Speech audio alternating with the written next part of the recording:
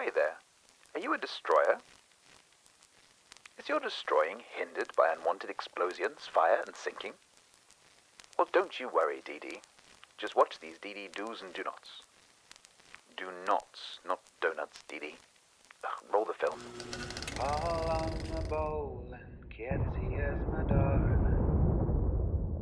All on the bowling, bowling hall.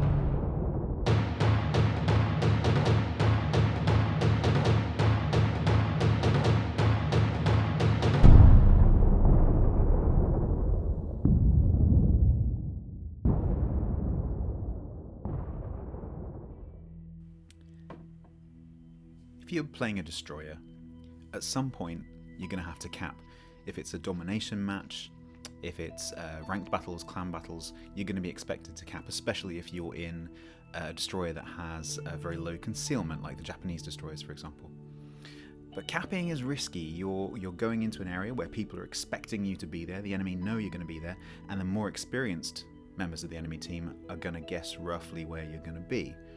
And then higher tier skills like radar, hydro and radio location make that even more difficult for you in terms of getting in there, capping and surviving and getting out if you get into trouble. So this video is going to look at 5 do's and don'ts for surviving capping and being more successful at capping, and it's aimed primarily at new destroyer players. So if you've got, say, I don't know, less than 500 battles in destroyers, this video is definitely for you. Or if you're an experienced player who's really having trouble and you're reluctant to go and cap because you always die, you always get torped, you always get shot and radared and so on, then this video may also help you. So here we go, let's get into the game with the training room. I was ably assisted by 4 of my clanmates, Eniok, Shabanak, John Gaunt and Wargasm. Thanks guys, they killed me many times and I'm sure they didn't enjoy it at all. So let's jump into the training room and look at these 5 do's and don'ts. Okay, so here we are in the training room in Ocean. For the purposes of this demonstration, ignore caps A and C, just look at cap B. And assume that the enemy is on the other side, directly opposite me, so like the 9 o'clock position, where I'm on the 3 o'clock position. So they're going to be directly over the cap. Now, I'm not going to tell you initially whether this is a do or a do not. I want you to try and guess as this video proceeds. So the enemy is at the 9 o'clock position, I'm at the 3 o'clock position. So that's where they're likely to be coming from. That's the direction of the threat. And actually on this destroyer, I have radio location, radio position finder, and it's telling me that the enemy is across the cap from me, probably an enemy destroyer. So I'm capping, I'm parked here and now contested, but you know, I want to block the points, so I keep sitting here. And you see destroyers doing this very frequently, sitting on the edge of the cap. And I want you to try and guess, is this a do or is this a do not? We will find out very, very shortly. If you guessed do not, you are absolutely correct. Number 1, do not sit perpendicular to the threat at the edge of the cap. You will get torped, and it is very difficult to get out of the way of the torpedoes if you are side on to them, and especially if you are stationary. So number 1, do not sit perpendicular to the threat. Incidentally, this is also really good advice for all types of ships. If you're expecting torpedoes, don't sit sideways to them. So what can we do instead? What's the do that goes with this? Number 2, the do, is do align yourself with the threat. Now that doesn't have to be outwards, it could be inwards, it depends on the situation, it depends what ship you're in. But ideally you want to, if you're in a capping destroyer, you don't know what situation you're going into, you want to align yourself away out of the cap, back towards your team or towards cover, an island or something. So again, you know, the enemy here, ignore A and C. Imagine the enemy is spawning on the west side of the map there at 9 o'clock. So my RPF is telling me that the threat is that way. But I could guess that even if I didn't have RPF. So I'm going to turn and I'm going to point outwards. And I'm going to point, if you imagine where those torpedoes came from before, that's likely where they're going to come from again, same situation. So I'm going to face outwards and I'm going to align myself with what I expect to be the direction the torpedoes are going to come from. And I might not be exactly right, but chances are I'm going to be roughly right within a little angle. Because no one will have had a chance to get around the side to talk me. So here they come, looking pretty good. This is working out as a good do so far. Well, my enemy aren't very good at guessing where I am, but there's a lot of torpedoes coming, and there's another set which I might have to dodge. But you can imagine here, if I was sitting sideways, I might have trouble dodging those. But fortunately, because I'm aligned, I barely have to move, and I can just sit here quite happily. I can carry on capping, or actually in this case, blocking, because I've just been contested. But I can carry on capping or blocking without having to worry too much. And when things do go wrong, I can put my foot down and I can escape quite happily. And also, I'm facing away, so I'm a smaller target.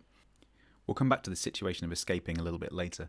But first of all, let's just look at a side-by-side comparison, actually a above and below comparison of what those two situations look like. And I think you can see it's blatantly obvious what the do and the do not should be. Okay, number 3. This is a cardinal sin, if you ask me. This one is not only dangerous for you, it's also dangerous for your team. And this one is, number 3, do not smoke without a reason. So you see lots of destroyers who do this. They go into the cap. Now, I'm still moving, going along the edge of the cap. Maybe that's going to turn into a do not, but this is the main do not. Do not do this. There was no enemy spotted. There's no reason for me to smoke whatsoever. The other thing about smoke screens is that they advertise your presence. If I hadn't smoked, maybe they wouldn't have even known that I was in this general area. And that's particularly true of smoke screens outside of caps, just in open sea. If you're not spotted and you're a destroyer and you're not on RPF, they've got no idea that you're there. If you smoke up, they know exactly where you are. I'm not currently in any danger. However, when I smoke, I completely lose my vision, and so does anyone who is looking through my smoke at where the enemy is going to be. There is no one spotting for the Zhao who is behind me. And so now he's blind, I'm blind, now I've been radared or hydroed, and everything is aiming at me. I can't see anything, they can see me, and I am dead. I am absolutely going to get roasted here because I can do nothing about this. I could fire some torps back, but I'm going to be dead by the time they get there. And then for the next minute or 2 minutes, depending on what destroyer I'm in, potentially my cruiser, who's supposed to be supporting me, can't see anything to shoot at, and he's probably going to get shot at as well, eventually. And so that's a complete waste of a destroyer. My team is now down a destroyer. We're not going to get that cap, and I've severely limited my team's ability to win this match. Instantly, looking at my torpedoes going into the smoke cloud at the back there, that's, from a different perspective, why you don't sit sideways in smoke screens. And also here is a really good demonstration of what's happened to my Zhao. So he was behind that smoke screen. He couldn't see this destroyer, which is not a particularly stealthy destroyer. And he's now coming under fire because he couldn't see through my smoke screen. And okay, it's a cruiser against 2 destroyers, but he's in trouble. And if this was a real match, there'd also be battleships and other cruisers in the distance who would be shooting at him as well. And I caused that. That's my fault. Do not smoke without a reason. It might seem harmless, but you are actively helping your team to lose if you do this. That Zhao and half my team are currently reporting me. Now what happens if the cap gets a little bit too risky, there's too many ships there and you want to escape? And this could go for any other situation where it gets a bit too risky and you want to get out. How do you do it? You have to run away, obviously. So what's the best way to run away? So number 4 is do not run away in a straight line at constant speed. As well as straight line constant speed, heading is important. Sideways, directly perpendicular to them is the worst. Directly away is second worst. Any other angle is third worst. But the point is, straight line constant speed is bad because it allows people to calibrate. If they miss on their first shot, they can compensate. And if they hit on their second shot, they'll just keep hitting the same spot over and over again. And if you don't change your course or speed, they'll just keep hitting you. And you'll die. So number 5 is do behave unpredictably. Don't travel in a straight line at constant speed. Vary your speed, vary your course. Don't zigzag left and right with exactly the same rhythm. That's better than going in a straight line, but it's not brilliant. You want to make random turns whilst heading away. Obviously, don't turn back round towards them, but left, right, right, right, left, left, right, and so on. And vary your speed as well. I heard Flambas once say that his tactic quite often when he gets radared is not to go forwards but to go backwards, because people don't expect it and they shoot in front of you and then you can accelerate and then they shoot behind you. It's a really good tactic. So here we've switched over to me in a Des Moines to look at it from the attacker's point of view. And here's a few destroyers who are behaving in slightly different ways. This Campbelltown is behaving fairly predictably. Okay, it's a Des Moines versus a Campbelltown, just for fun. But he's going to be dead very shortly because he just made a U-turn, basically, and I can see exactly where he was going to go. Next up is this black, who is just going to charge me in a dead straight line. Now, the black's it's a fairly resilient ship, as it turns out, and my aim wasn't brilliant, if I'm honest, but the point is he's going in a straight line. I know exactly where he's going to be from volley to volley, and I can easily just keep hitting him. I know where he's going to go. I can avoid him. I know what his torp arcs are going to be, and so he's going to die pretty quickly. And actually, for the demonstration purposes, I actually switch off him in a second. I just let my secondaries deal with him. Obviously, in a real match, I would finish him off. I now switch over to this Khabarovsk at the back. Now, the Khabar is especially good at doing this particular tactic, and this is the varying the speed. If you put your speed boost on, not only does your acceleration increase, but also your deceleration ability increases. So you can start and stop really quickly. So he is varying his speed, he's varying his course randomly, and I am finding it really, really difficult to land hits on him because I don't know where he's going to be from one volley to the next. And especially in a ship like the Des Moines, where your shells take so long to get there, it's very, very difficult, and I'm going to land very few shells on him. And he is landing a lot of shells on me because his shells travel a lot faster, a lot flatter arcs, and I'm a lot of a bigger target. And I am myself making the cardinal sin of travelling at the same speed, same course, and so he is hitting me really easily. So if this battle continues, chances are he's just going to burn me down, and he's going to get away scot-free to Khabar another day. So let's switch over to the Gearing in contrast, who's going to behave very differently. And he's going to do the do not, which is do not travel in a straight line, constant speed. And you can see immediately it looks totally different. I'm aiming, I'm just to kind of guess, just from experience, where to aim. He goes unspotted, but he's going to fire for me so that I can see him again, just for demonstration purposes. You see I'm just shooting in the same spot. If I do land the shells slightly fore or aft, I'm just going to adjust my aim very slightly, so they were slightly aft, so I've gone forward slightly. And you can just dial it in, and eventually you'll get all your shells on target every single shot if they don't change their speed or their course.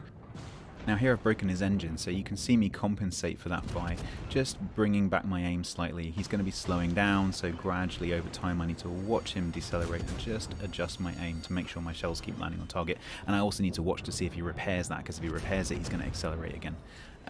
If he continues to do his potato straight line thing, which he will do by the looks of it. And a lot of players play like this. They don't adjust their course and speed, and so you just keep hitting them, and this goes for all ship types. Battleships and cruisers do this as well. So Mr. Gearing is no more. He does not get to Gearing another day because he was a bit of a potato. And you see that I killed him a lot quicker than I did the Khabar.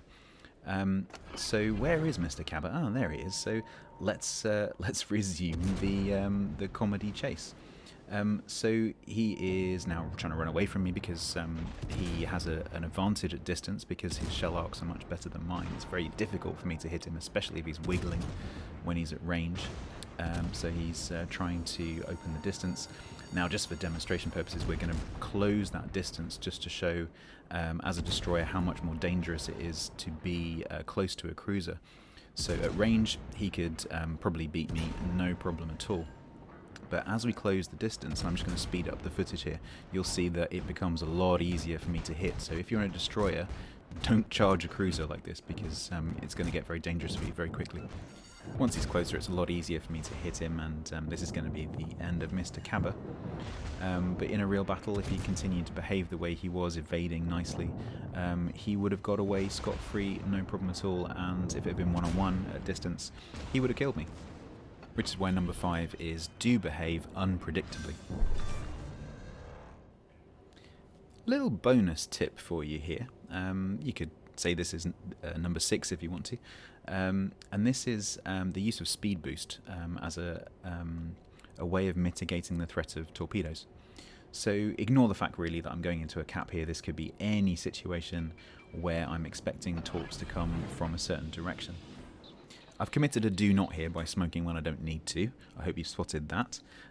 But note that I am aiming my nose. I'm pointing my nose towards where I'm expecting the threat to come from. I know there's a destroyer over there somewhere, so I'm pointing towards where the torpedoes are going to come from to make it easier to dodge. Skipping ahead a few seconds here. Yep, here come the torps that I was pretty sure were going to be coming.